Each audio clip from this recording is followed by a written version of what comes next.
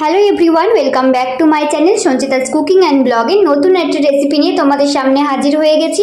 আজকে আমি তোমাদের সঙ্গে শেয়ার করব একদম সফটি চিকেন পিৎজা রেসিপি। তো চলো তাহলে শুরু করা যাক। আমি এখানে 3টে পিৎজা বানাবো, যে কারণে 3টে বাটির মাপে কিন্তু আমি এখানে ময়দা নিয়ে নিচ্ছি পরিমাণ মতো লবণ, নিয়ে নিচ্ছি 1.5 চামচ মতো চিনি, আর দিয়ে দিচ্ছি একটু সোডা, বেকিং সোডা, আর দিয়ে দিলাম কিন্তু ইস্টটা কিন্তু একদম মাস্ট, এটা কিন্তু দিতেই হবে। আর তোমরা কিন্তু এটা যে কোনো মুদি শপে পেয়ে যেতে পারবে। তো যাই হোক, তারপরে কিন্তু ইস্টটা দিয়ে এবার কিন্তু যেটা করতে হবে, খুব ভালো করে কিন্তু ময়দার সাথে মিশিয়ে নিতে হবে। মেশানো হয়ে গেলে এর মধ্যে বেশ খানিকটা 150 গ্রাম মতো টক দই কিন্তু ফেটিয়ে নিয়ে দিয়ে দিয়েছি ময়দার মধ্যে। ময়দার সঙ্গে টক দইটা এবার খুব ভালো মতো মেখে নিতে হবে। টক দইয়ের সঙ্গে ময়দাটা মেখে নেওয়া হয়ে গেলে আমি কিন্তু এখানে উষ্ণ গরম জল দিয়ে ময়দাটা মেখে নেব। ময়দার ডোটা তৈরি করার জন্য কিন্তু এখানে গরম জলই ব্যবহার করতে হবে, কেননা পিৎজা বানানোতে কিন্তু উষ্ণ গরম জল দিয়ে মাখলে কিন্তু জিনিসটা সুন্দর হবে। আর ময়দাটা কিন্তু একটু নরম করে মেখে নিতে হবে। সবার শেষে একটু সাদা তেল দিয়ে কিন্তু আরও একবার খুব ভালো করে মেখে নেব। আর ময়দাটা কিন্তু নরম করে মেখে রেখে দিতে হবে। প্রায় 4 থেকে 5 ঘন্টা মেখে রাখলে খুবই ভালো হয়। আর তোমরা যদি ওভারনাইট রাখতে পারো তাহলে তো খুবই ভালো। আমার কাছে যেহেতু টাইম খুব শর্ট ছিল, যে কারণে আমি কিন্তু 4-5 ঘন্টা মতো মেখে রেখেছিলাম। তো চলো তোমাদেরকে এবার পিৎজা সসটা বানিয়ে দেখাবো। পিৎজা সস তোমরা যদি চাও বাইরে থেকে কিন্তু কিনে নিয়ে আসতে পারো, কিন্তু আমি পিৎজা সসটা বাড়িতেই বানিয়েছিলাম। তো চলো তাহলে তোমাদের সঙ্গে শেয়ার করি। খুবই ইজি প্রসেস আর খুবই সহজেই কিন্তু বাড়িতেই পিৎজা সস বানিয়ে নিতে পারবে। কড়াইতে সামান্য সাদা তেল দিয়ে 1 চামচ রসুন কুচি দিয়ে দিয়েছি। রসুনটা কিন্তু খুব ভালো করে লাল করে ভেজে নিতে হবে। রসুনটা ব্রাউন কালার হয়ে আসলে দিয়ে দিচ্ছি একটা ছোট সাইজের পেঁয়াজ কুচি। পেঁয়াজ কুচিটাও একটু সামান্য ভেজে নিতে হবে। তারপর এর মধ্যে দিয়ে দেবো 2টো মিডিয়াম সাইজের কুচিয়ে রাখা টমেটোটা এবার কিন্তু খুব ভালো করে ভাজতে থাকবো মিডিয়াম ফ্লেমে। 1-2 মিনিট কিছুক্ষণ নাড়াচাড়া করে ভেজে নেব। তারপর এর মধ্যে দিয়ে দেব স্বাদ মতো লবণ দিয়ে 3-4 সেকেন্ড নেড়ে নিয়ে কিন্তু আমি ঢাকা দিয়ে দেবো। আর ঢাকা দিয়ে দিলেই টমেটো থেকে জল বেরিয়ে টমেটোগুলো কিন্তু একদম নরম হয়ে যাবে। তো তোমাদেরকে দেখাচ্ছি কিছুক্ষণ পর ঢাকনা খুলে নিয়েছি।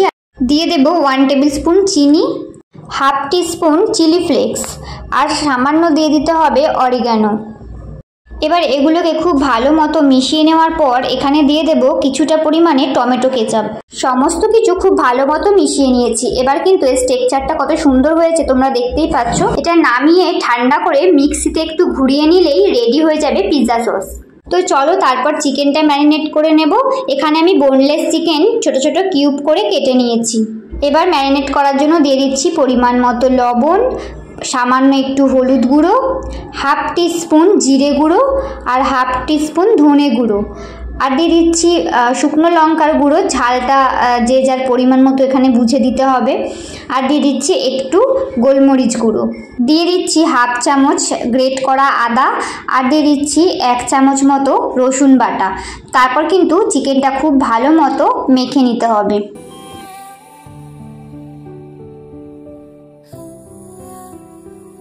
মেখে নেওয়া হয়ে গেলে এর মধ্যে দিয়ে দেবো সামান্য একটু লেবুর রস। তারপর এটা ম্যারিনেট করে ঢাকা দিয়ে রেখে দেব 1 থেকে 1.5 ঘন্টা, বা হাতে সময় না থাকলে আধ ঘন্টা কিন্তু এটা মেখে রেখে দিতে হবে। এদিকে কিন্তু মিক্সিতে একটু ঘুরিয়ে পিৎজা সসটা তৈরি করে নিয়েছি। কতটা সুন্দর হয়েছে দেখছো তোমরা বন্ধুরা। তো চলো এবার চিকেনটা বানিয়ে নেব। তার জন্য কিন্তু কড়াইতে সামান্য একটু সাদা তেল দিয়ে নিয়েছি। তেলটা গরম হয়ে আসলে ম্যারিনেট করা চিকেনগুলো কিন্তু দিয়ে দেব।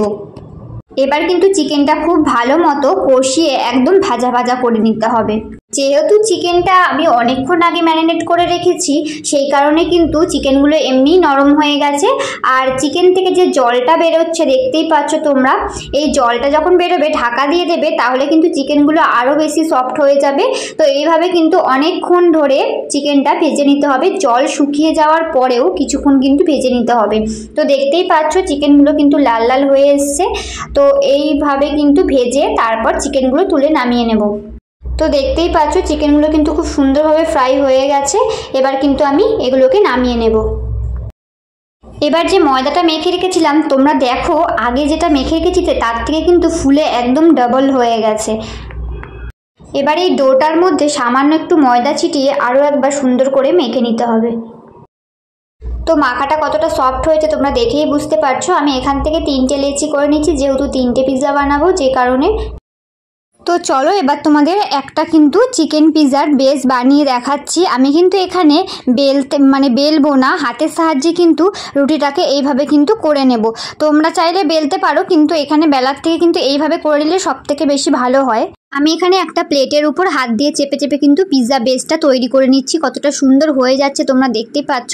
আর যদি এটা গুটিয়ে আসে তাহলে কিন্তু সামান্য একটু ময়দা ছড়িয়ে ছড়িয়ে কিন্তু এইভাবে পিৎজা বেসটা তৈরি করে নিতে হবে। এবার পিৎজা বেসটার উপর কিন্তু একটা কাঁটা চামচের সাহায্যে এইভাবে ছিদ্র করে নেব।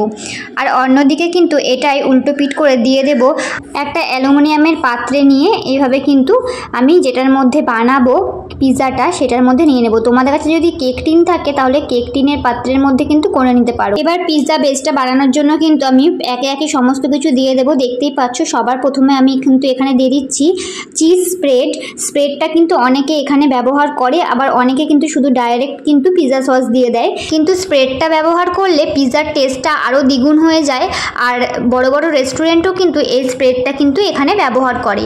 তারপর আমি দিয়ে দিচ্ছি পিৎজা সস, যেটা আমি ঘরেই বানিয়েছিলাম। পিৎজা সসটা যে যার নিজেদের ইচ্ছা মতো এখানে ব্যবহার করতে পারো। কেউ সস পছন্দ করে কম, কেউ বেশি পছন্দ করো।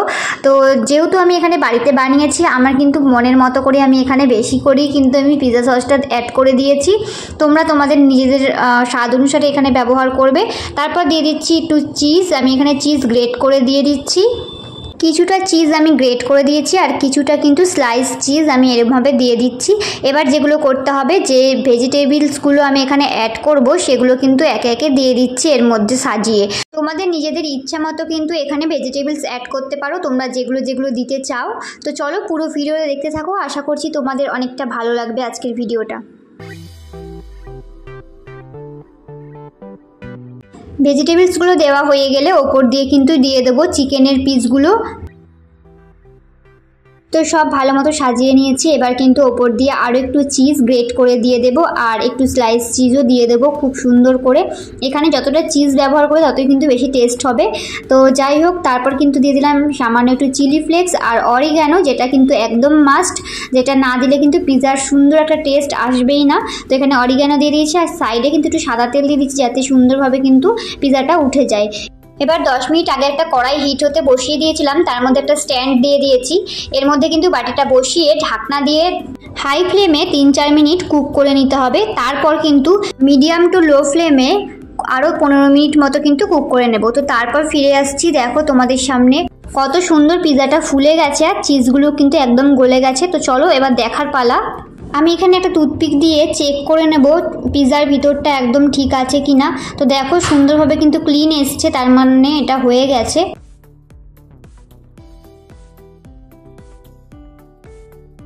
তারপর পিৎজাটা নামিয়ে ঠান্ডা করে নেব আর একটা ছুরির সাহায্যে কিন্তু সাইডটা এভাবে কেটে তুলে নিতে হবে। তোমরা দেখতেই পাচ্ছ পিৎজাটা কত সুন্দরভাবে স্মুথলি একদম উঠে যাচ্ছে। এবার কিন্তু পিৎজাটা কেটে নেওয়ার পালা। আমার কাছে যেহেতু পিৎজা কাটার নেই, আমি কিন্তু ছুরি দিয়েই পিৎজাটা কেটে সার্ভ করে নেব। পিৎজাটা একদম কেটে রেডি করে নিয়েছি। কতটা সুন্দর ডিলিশিয়াস দেখতে লাগছে, তাই না বন্ধুরা? তো দেখো এটা যতটা না দেখতে সুন্দর হয়েছে, খেতে কিন্তু অসাধারণ হয়েছিল, দারুণ টেস্ট হয়েছিল। তোমরা চাইলে কিন্তু এইভাবেই চিকেন পিৎজা বানিয়ে নিতে পারো বাড়িতে খুবই সহজে। আর দেখো টেক্সচারটা কত সুন্দর হয়েছে আর পিৎজাটাও কিন্তু বেশ ফুলেছে। যাই হোক, তোমরা কিন্তু এইভাবে রেসিপিটা বানাতে পারো। আর রেসিপিটা কেমন লাগলো অবশ্যই কিন্তু কমেন্টস করে জানিয়ে যেতে ভুলো না। যদি তোমাদের রেসিপিটা ভালো লাগে সবার সঙ্গে ভিডিওটা শেয়ার করে দিও। আর চলো আবার দেখা হবে নেক্সট কোনো রেসিপি বা নেক্সট কোনো ব্লগের সঙ্গে। ততক্ষণের জন্য সবাই ভালো থেকো, সুস্থ থেকো। আর এই ভিডিওটাতে লাইক আর কমেন্ট করে যেতে কেউ ভুলো না। টাটা সবাইকে, সবাই ভালো থেকো, সুস্থ থেকো।